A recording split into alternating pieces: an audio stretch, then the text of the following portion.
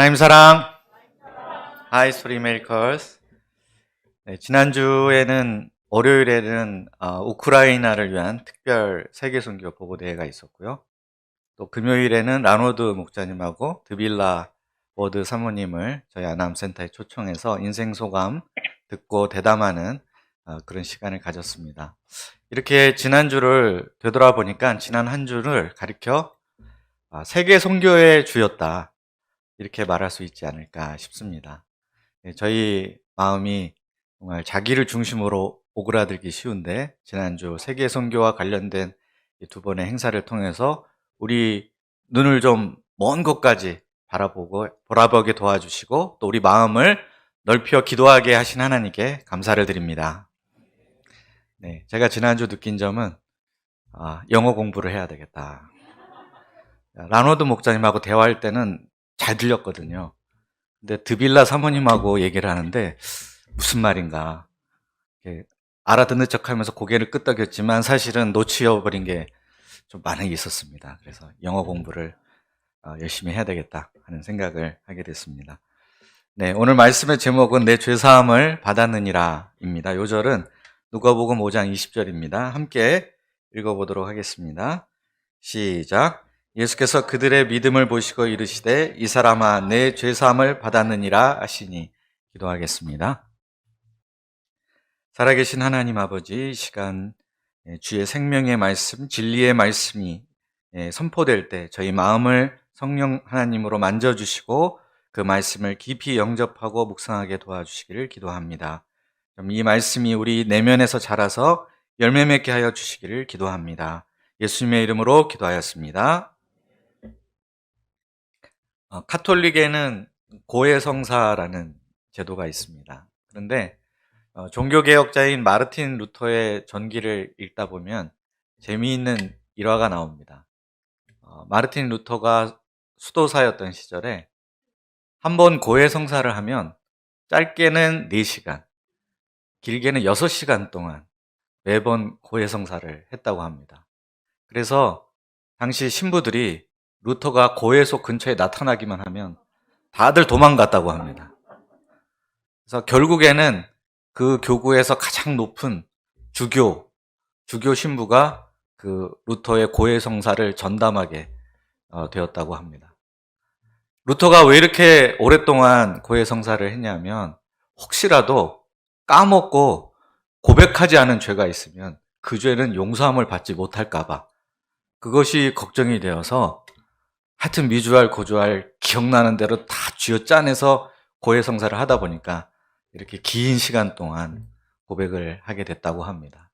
그런데 나중에 루터가 로마서 연구를 하면서 믿음으로 의롭게 된다 하는 이 복음 진리를 믿고 영접하게 된 후에야 이 길고 긴 사람 잡는 고해성사를 멈출 수 있게 되었다고 합니다. 오늘 말씀에서 예수님은 한 중풍병자에게 죄사함을 선포하십니다. 예수님은 무엇을 근거로 또 어떻게 그에게 죄사함을 선포하셨을까요? 또 이것이 오늘 우리에게 주는 의미가 무엇일까? 함께 묵상해 보고자 합니다. 17절을 보겠습니다. 하루는 예수님께서 가르치실 때 갈릴리의 각 마을뿐만 아니라 유대와 예루살렘에서 온 바리새인과 율법 교사들이 그 자리에 와서 앉아 있었습니다. 그들이 왜 왔을까요? 예수님의 말씀에서 은혜를 받고 고침을 받기 위해서 왔을까요? 앞만 봐도 그런 것 같지는 않습니다. 그들은 예수님을 감시하기 위해서 온 것이 틀림없습니다. 예수님이 제대로 된 사람인가 아닌가 검증하기 위해서, 약점을 캐내기 위해서 그 자리에 와 있었던 것이 틀림없습니다. 꼬투리를 잡으려고, 약점을 캐내려고 두 눈을 시퍼렇게 뜨고 지켜보고 있는 수많은 감시자들 앞에서 내가 서 있다고 생각해 보십시오. 그때 어떤 심정일까요? 얼마나 두렵고 떨리고 긴장이 되겠습니까? 너무너무 위축될 수밖에 없습니다.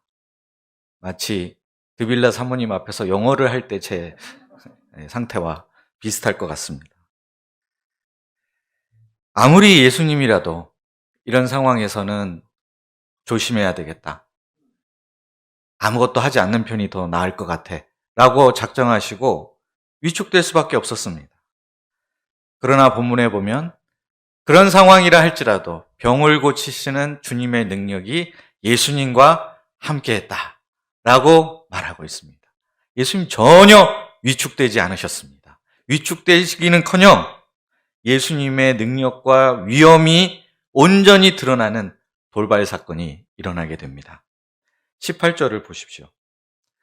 한 중풍병자가 사람들에 의해서 침상에 누인 채로 나왔습니다. 다른 복음서에 보면 예수님께서 이 병자를 향해서 소자야, my son이라고 부르신 것을 보면 이 중풍병자의 나이가 그리 많지 않은 것 같습니다. 10대이거나 많아봐야 20대 초반의 그런 청년이 아닌가 싶습니다.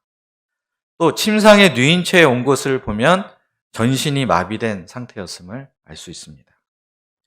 이렇게 젊은 나이에 옴짝달싹할 수 없는 사지가 마비된 중풍병자가 되었다는 사실, 얼마나 큰 비극입니까?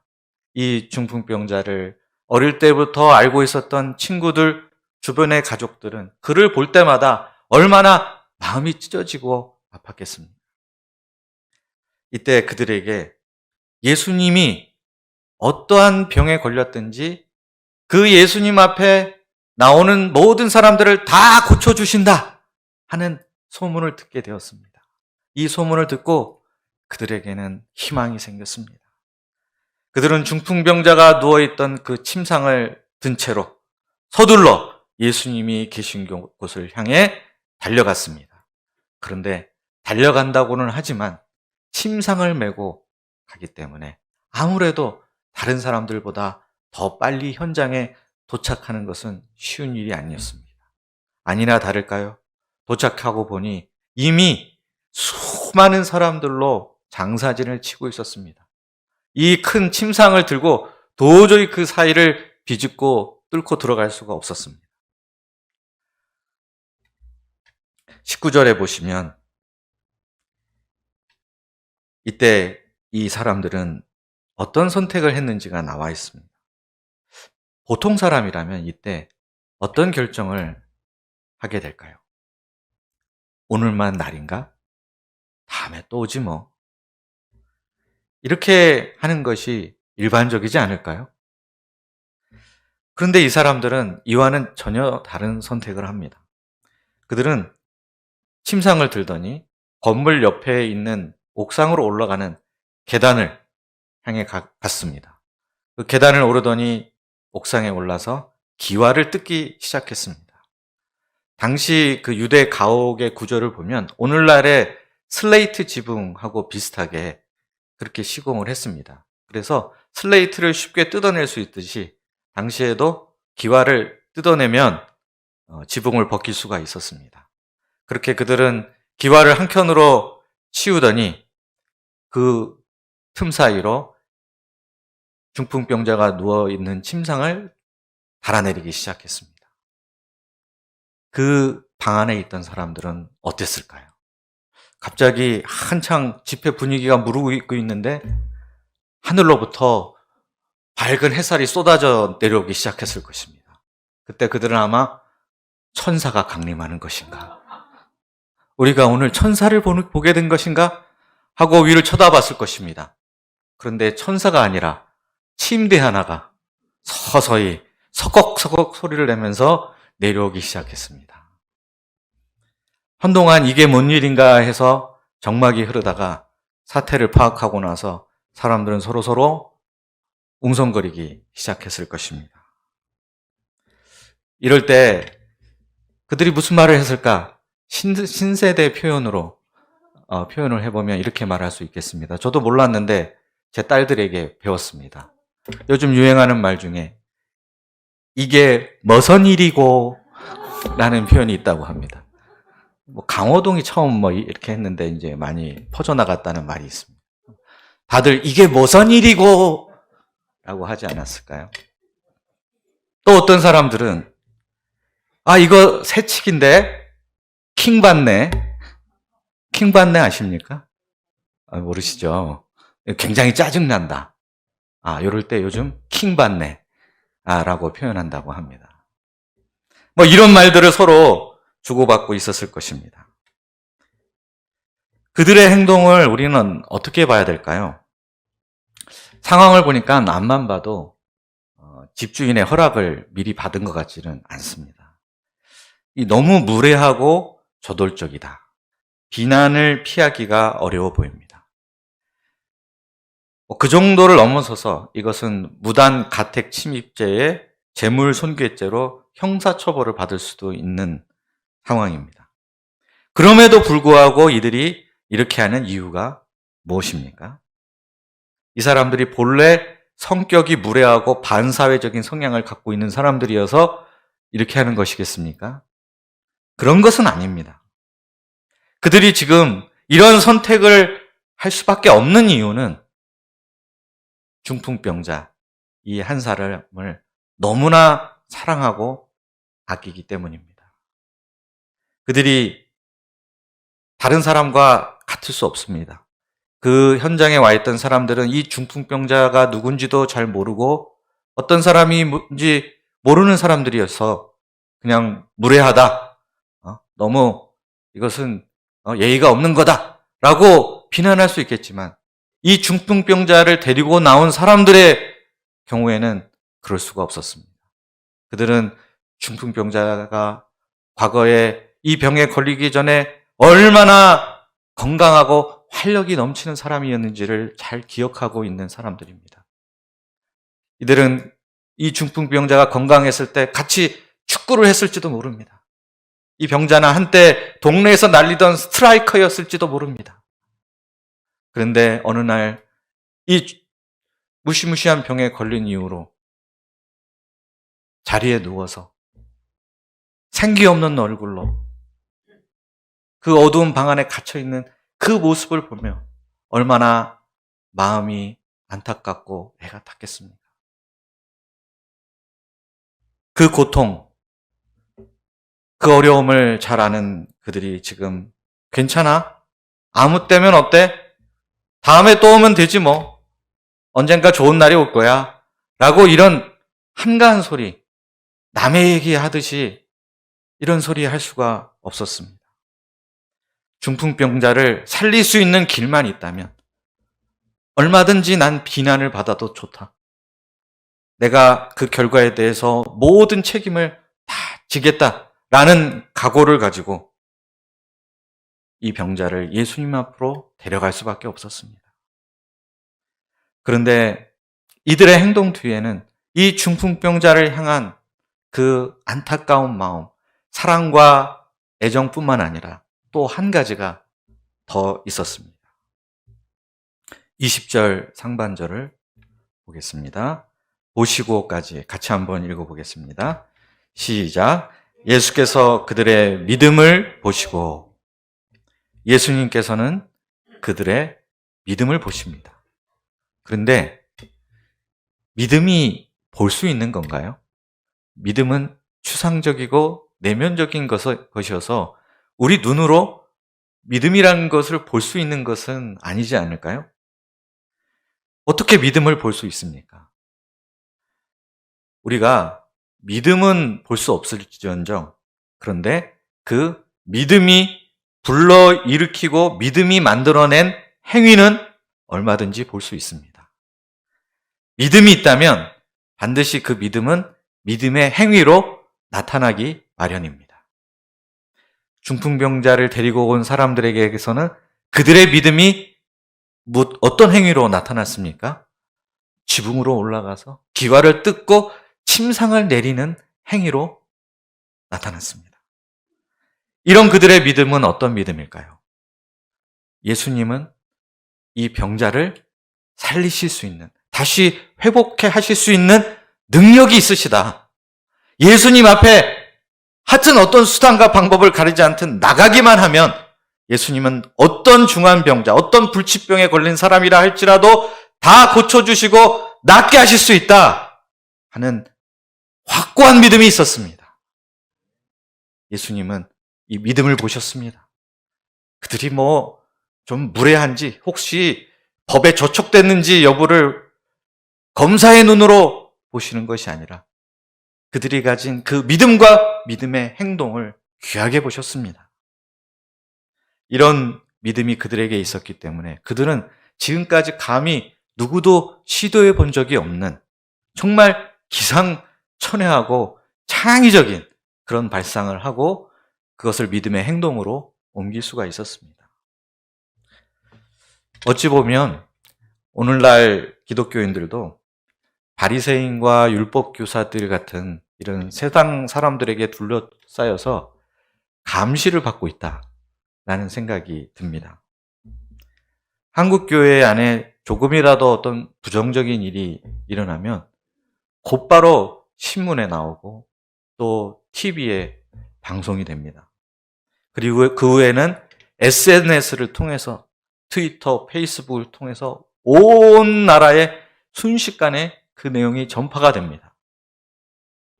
지난 코로나 기간 동안에는 교회가 마치 뭐 대규모 확진의 진원지인 것처럼 취급을 받았습니다. 그래서 우리 목사님들 중에는 월요일날 출근을 했는데 부서장으로부터 너 어제 교회에 갔었냐? 예배를 드렸냐? 라는 것을 매주마다 체크를 받으신 분들이 계십니다.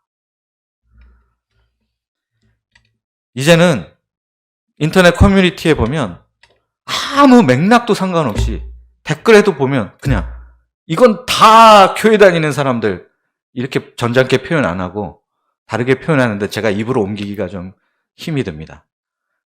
이건 다 누구 때문이다. 아무 맥락도 없어요. 경제가 어려운 것도 그 사람들 때문이고 무슨 사건 사고가 나도 다 그 사람 때문이다 라고 이렇게 매도를 하는 경우도 많이 봅니다. 사회가 이런 분위기다 보니까 어느새 우리는 점점 주눅이 들고 눈치를 보게 되는 것 같습니다. 우리가 이런 행동을 하면 사람들이 싫어하지 않을까? 이렇게 하면 사람들이 이거 무례하다고 비난하고 손가락질하지 않을까? 안 그래도 교회 이미지가 엉망인데 이것 때문에 거기에 더 먹칠을 하게 되는 거 아닐까? 스스로 자기 검열에 빠지게 되는 경우가 많습니다. 이런 생각에 몰두하다 보면 스스로 위축이 됩니다. 그리고 마침내 이런 결론에 도달하기 쉽습니다. 아무것도 하지 말자. 이제까지 아무것도 안 했으니 더 격렬하게 하지 말자. 만약 하더라도 나중에 분위기 좋아지면 그때 하자. 이렇게 되기 쉽습니다. 근데 분위기가 언제 좋아질까요? 우리 죽은 다음에요? 100년 후에? 세월호 사건 때 아무것도 하지 말라고 했습니다. 그래서 그 참혹한 비극이 일어났습니다. 무언가 해야 할 때 하지 않는 것은 비극의 씨앗입니다. 아무리 분위기가 안 좋아도 예수님을 향한 우리의 믿음의 행위들은 결코 위축돼서는 안 되겠습니다. 특히 한 영혼을 구원하기 위한 전도와 선교는 위축돼서는 안 되겠습니다. 전도와 선교를 이루려 하다 보면 때로는 오해를 받기도 하고 때로는 비난을 받기도 합니다. 일정 부분 우리는 이런 부분을 감내할 수밖에 없습니다. 사랑으로 하고 믿음으로 하면 결국에는 사람들도 오해를 풀게 되고 비난을 멈추게 되는 날이 반드시 올 것입니다. 나중에 중풍병자를 데리고 온 사람들로부터 비난을 받았다? 이런 기록이 본문에 전혀 없습니다. 도리어 오늘 본문에 보면 그 사람들을 통해서 사람들이 하나님께 영광을 돌리게 되었다 라고 나와 있습니다. 우리 주위를 돌아보면 어떻습니까? 우리 주위에 오늘 본문에 나오는 이 중풍병자 같은 사람이 한 사람씩은 다 있지 않나요? 이렇게 살면 안 될 사람인데, 그런데 지금 이렇게 살고 있는 모습이 너무 안타깝고 마음이 아프고 마음이 가는 그 한 사람이 우리 주위에는 다 있으리라고 생각을 합니다. 이때 우리가 어떻게 해야 될까요? 아무것도 하지 않으면 아무 일도 일어날 수 없고 그 사람은 그 모습 그대로 살아갈 수밖에 없게 될 것입니다. 비록 장애물이 있더라도 우리가 포기하지 말고 사랑과 믿음으로 그를 둘러매고 침상채 들고 예수님 앞으로 나아가는 그런 믿음의 사람들이 될 수 있기를 간절히 기도합니다. 그러면 예수님께서 중풍병자와 그를 데리고 온 사람들의 믿음을 보시고 어떤 말씀을 하셨을까요? 내가 네게 이르노니 일어나 내 침상을 가지고 집으로 가라. 이렇게 말씀하시면 아주 흐름이 자연스럽습니다. 그런데 이 말씀을 하기는 하시는데 이 말씀보다 앞서 하신 말씀이 있습니다. 20절 하반절 이르시되부터 함께 읽어보겠습니다. 시작. 이르시되 이 사람아 내 죄사함을 받았느니라 하시니, 예수님께서는 왜 치유를 베푸시기에 앞서서 먼저 그에게 죄사함을 선포하셨을까요? 이 질문에 대한 답은 예수님의 공생의 사역 측면과 또 이 중풍병자 한 개인의 측면, 이렇게 두 가지 측면에서 다 생각해 볼 수 있습니다. 먼저 예수님의 사역 측면에서 생각해 보면 이 시점에서 예수님께서는 메시아로서 이 세상에 오신 목적이 무엇인지, 무엇을 이루고자 오셨는지를 사람들에게 분명하게 나타내고 드러낼 필요가 있으셨기 때문입니다. 바로 이 앞에 보면은 예수님께서 많은 병자들을 치유하시고 고쳐주시는 사건이 나옵니다. 예수님께서는 이때뿐만 아니라 공생의 이후로 지속적으로 많은 병자들을 치유해 오셨습니다. 그 이유와 목적이 무엇일까요? 모든 질병은 사실 그 근원을 거슬러 올라가 보면 거기에는 바로 죄 문제가 있습니다. 본래 질병은 이 세상에 있지 않았습니다. 그런데 인간이 죄를 범한 이후 죽음이 세상에 들어왔고 그 죽음의 증세가 바로 질병이라고 말할 수 있습니다. 사람은 병이 들고 그러다가 언젠가는 그 병으로 인해서 죽게 됩니다. 즉 질병은 죽음의 그림자라고 할 수 있습니다. 그렇기 때문에 이 질병의 문제를 정말 근원적으로 해결하기 위해서는 그 무엇보다도 먼저 죄 문제가 해결되어야만 합니다. 예수님께서는 중풍병자의 병을 고쳐주시기에 앞서 먼저 죄사함을 선포하심으로써 치유보다도 죄사함이 더 근본적이고 시급한 문제라는 것을 사람들에게 일깨워주고자 하셨습니다. 다음으로 중풍병자 개인의 측면에서 생각해보면 예수님께서 먼저 죄사함을 선포하신 이유는 사실 이 사람의 삶 속에서 질병의 고통보다도 더 무겁게 죄의 짐이 그의 영혼과 마음을 짓누르고 있었기 때문입니다.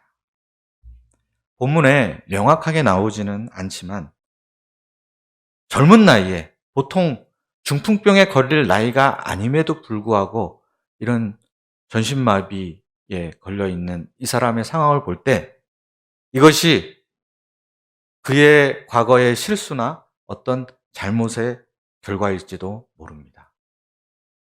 제 대학교 때 같은 과 동기들 중에 한 사람은 오토바이를 타다가 오토바이 사고로 말미암아 하반신 불구가 된 사람이 있습니다. 그때 주위에서 저를 포함해서 모든 사람들이 다 말렸습니다. 오토바이를 그만 타라. 너무 위험하다. 그런 말 다 무시하고 하다가 결국 큰 사고를 당하게 되었습니다. 저는 이 중풍병자가 혹시 그러한 일을 과거에 겪었던 사람일지도 모른다는 생각이 듭니다. 또는 죄에 빠져서 살다 보면은 자연스럽게 건강관리에 소홀하게 되고 그 결과로 이런 질병이 찾아왔을지도 모릅니다. 더군다나 요한복음 9장에서 보듯이 당시 유대 사회는 인과응보적인 사고가 팽배하던 그런 사회였습니다. 설령 이런 원인들이 명확하게 드러나 있지 않다 하더라도 이 중풍병자는 내가 중풍병에 걸린 것은 죄 때문에 하나님으로부터 저주를 받았기 때문이다. 나는 영원토록 저주받은 자라 하는 이런 생각을 떨쳐버리기가 어려웠을 것입니다. 누워있는 동안 얼마나 많은 후회를 했을까요? 나는 저주받은 죄인이라는 그 죄의식, 죄책감에 짐에 짓눌려서 얼마나 신음했을까요?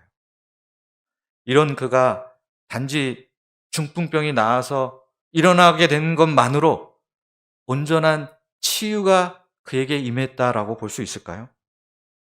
죄사함을 받지 못한다면 비록 그가 일어나 걸을 수 있게 된다 할지라도 그의 영혼은 여전히 죄의 짐에 짓눌려서 평생도록 눌리며 살 수밖에 없었을 것입니다. 이 사람아, 내 죄사함을 받았느니라. 예수님은 이 말씀으로 그에게 죄로부터의 자유와 해방을 선물로 주시고자 하셨습니다. 죄의 짐을 벗고 청년답게 나비처럼 훨훨 나르는 자유로운 삶을 살게 해 주십니다. 중풍병자에게 인생의 답이 뭘까요? 일어나 걷는 게 답 아닙니까? 이보다 더 앞서는 일이 과연 있을까요? 그러나 예수님은 오늘 본문에서 일어나 걷는 것보다 더 중요하고 더 우선순위가 높고 더 앞서는 것이 있다라고 말씀하십니다. 바로 죄사함을 받는 것입니다. 그리고 그 다음 일어나는 것입니다. 만약에 이 사람이 이 순간 일어나지 못한다 할지라도 이미 죄사함을 받았기 때문에 결국에는 예수님이 재림하시는 날, 부활의 몸을 입게 되는 날 이 사람은 중풍병은 깨끗이 낫고 신령한 몸으로, 강한 몸으로 다시 입게 될 것입니다. 그때는 일어나 걷고 뛰고 축구도 잘하게 될 것입니다. 결국에는 죄사함을 받기만 하면 지금 당장 일어나든 조금 늦게 일어나든 그것은 시간 문제일 뿐입니다. 지난번 갈라디아서 말씀을 종강하면서 이런 말씀을 드렸던 것이 다시 생각이 납니다. 실패에는 성공이 답이고 가지지 못한 사람은 가지는 것이 답이고 내려간 사람은 올라가는 것이 답인 줄 알았습니다. 그러나 어느 순간 뒤돌아보니 성공하고 소유하고 높아져도 결국 제자리라는 것을 발견했습니다. 내면의 얽매임과 깨어진 관계와 망가진 삶은 그대로일 수 있다는 것을 보았습니다. 그동안 답이 아닌 것에 속았다는 것을 뒤늦게 깨닫습니다. 그런데 이번 갈라디아서를 통해 이런 것들이 답이 아니고 복음이 답이라는 것을 확실하게 발견하게 되었습니다. 오직 복음만이 우리를 진정으로 자유롭게 하고 우리를 뿌리부터 변화시키고 망가진 것들을 회복시키는 능력임을 확신하게 되었습니다. 여기서의 복음은 곧 죄사함의 복음입니다. 죄 문제를 해결하고 하나님 앞에 의인으로 서는 것, 이것만큼 우리 삶에 있어서 중요한 것은 없습니다. 이것이 없이는 아프다가 건강하게 되고 가난하다 부자가 되고 실패했다 성공하게 되고 시험에 합격한다 할지라도 그것이 온전한 회복이 될 수는 없습니다. 복음으로 하나님과의 관계가 바르게 서지 않으면 비록 사지가 멀쩡함에도 불구하고 중풍병자처럼 누워 무기력한 삶을 살 수밖에 없습니다. 우리를 망가뜨리는 것은 결국에는 병이 아니라 죄입니다. 죄는 삶의 모든 활력과 에너지를 빨아들입니다. 죄는 우리를 무기력하게 합니다. 그러나 이 죄 문제에 대한 처방이 있습니다. 바로 믿음입니다. 믿음은 죄를 무력화합니다. 믿음은 위험을 감수하고 모험을 시도할 수 있는 용기를 줍니다. 믿음은 앞이 막히면 위로 올라가서 지붕을 뚫어보자는 창조적인 생각을 하게 하고 그것에 도전하도록 만듭니다. 이 시대에 나이는 젊지만 죄 때문에 마치 중풍병에 걸린 사람처럼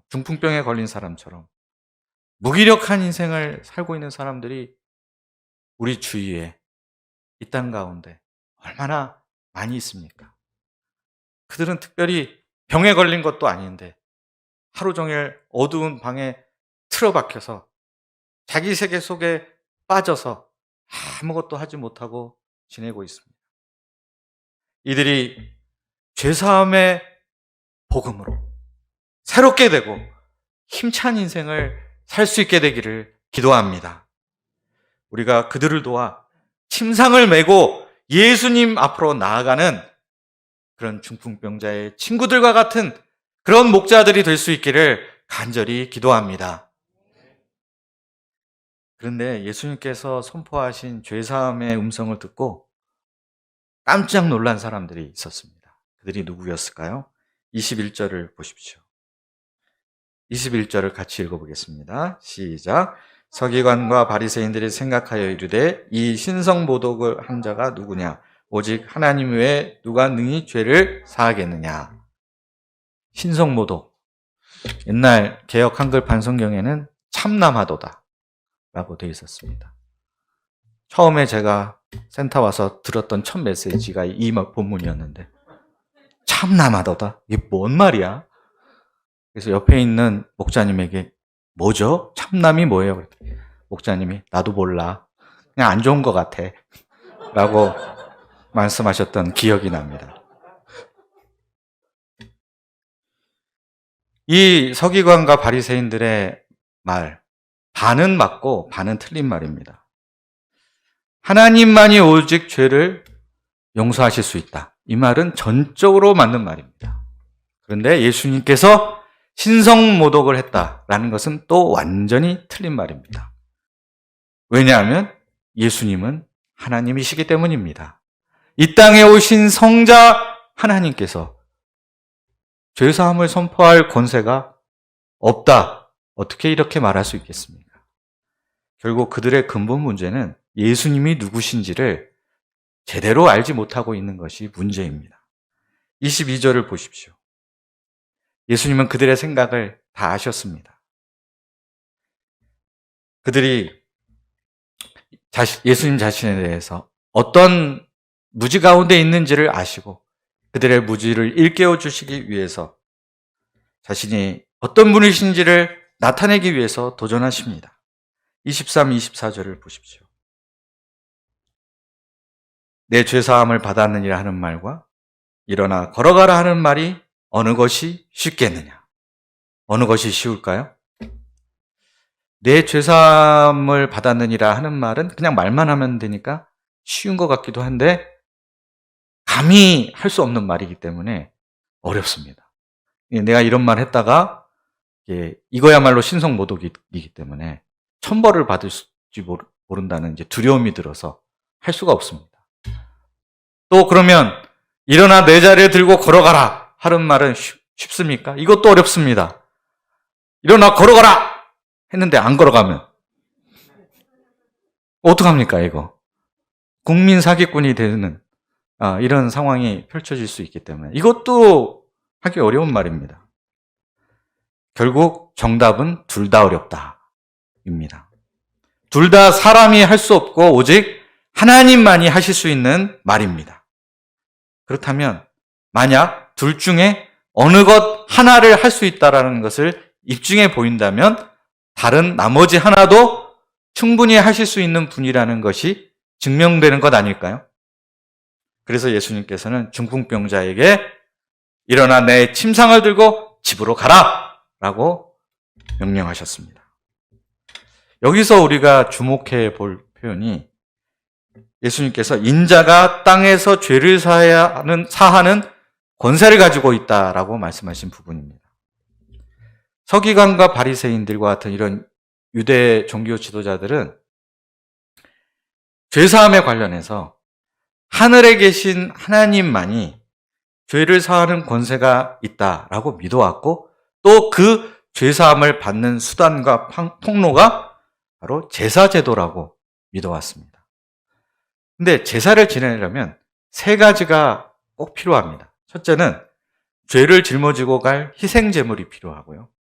두 번째는 화해를 중재할 제사장이 필요하고 세 번째로는 하나님께서 임재하시는 성전이 필요합니다. 그런데 이 자리를 보십시오. 주위를 둘러봤는데 거기에 제물이 안 보였습니다. 양도 보이지 않고 염소도 없었습니다. 또 그 자리에 제사장도 보이지 않았습니다. 제사장은커녕 레위인도 없었습니다. 또 여기가 어디입니까? 여기는 갈릴리입니다. 성전이 있는 예루살렘과는 한참이나 떨어진 곳입니다. 그러니 성전도 아니고 제사장도 없고 제물도 없는 여기서 죄사함을 선포하더니 이게 무슨 말이냐? 있을 수 없는 일이다 라고 그들이 주장한 것이 크게 무리가 없어 보입니다. 그런데 제사장과 제물과 성전이 과연 없었을까요? 그렇지 않습니다. 결론부터 미리 말씀드리면 여기 지금 다 있습니다. 세례 요한이 예수님을 가리켜서 이렇게 증언했습니다. 보라, 세상 죄를 지고 가는 하나님의 어린 양이로다. 하나님의 어린 양, 흠없는 제물 되신 예수님이 여기 계십니다. 그리고 히브리서에 보면 예수님을 가리켜서 히브리서 저자는 멜기세덱의 반차를 따르는 영원한 대제사장이시다 라고 선언하고 있습니다. 또 성전은 어떻습니까? 요한복음 2장에 보면 이는 성전된 자기 육체를 가리켜 말씀하심이라 라고 기록되어 있습니다. 말하자면 예수님 그 자체로 걸어다니는 성전이라고 말할 수가 있습니다. 어떻습니까? 성전도 있고 제사장도 있고 제물도 있고 죄사함에 필요한 세 가지 요소가 모두 다 예수님 안에 다 담겨 있었습니다. 예수님 한 분만으로 죄사함 받기에 넉넉하고 충분합니다. 우리는 지금 이 예수님 이후 새로운 시대를 살고 있습니다. 이 새 시대는 오직 믿음만 있으면 다른 거 필요 없습니다. 성전, 제사장, 제물 다 필요 없고 오직 믿음만 있으면 그 믿음을 보신 예수님으로부터 죄사함을 받는 그런 시대를 살고 있습니다. 너무 많이 들어본 말이라 별로 감흥이 없이 그냥 무덤덤하게 그런가 보다. 원래 그런 거 아닌가? 라고 생각할 수 있지만 이게 알고 보면 대단한 일이고 놀라운 일입니다.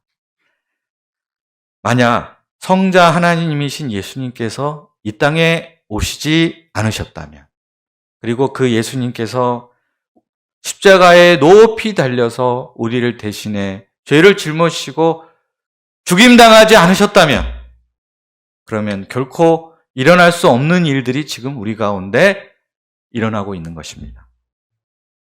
만약 이 일이 없었다면 우리가 죄사함 받으려면 지금 우리는 어떻게 해야 될까요?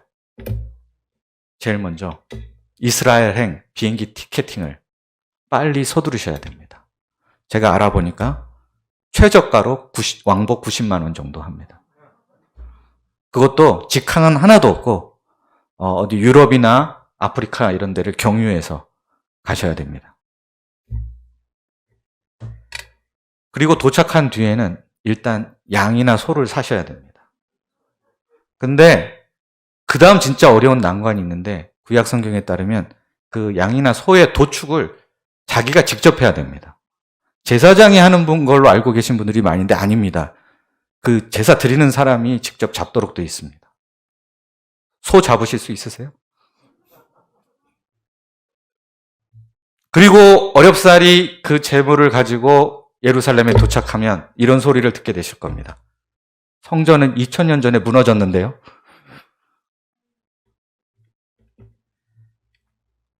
날마다 우리는 지금도 죄를 범하고 허물을 저지르며 살아가고 있습니다.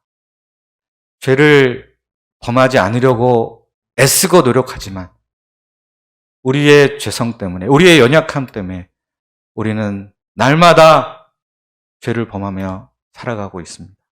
사람이란 존재가 정말 구원의 완성, 영화에 이르기 전까지 이것은 피할 수 없을 것입니다.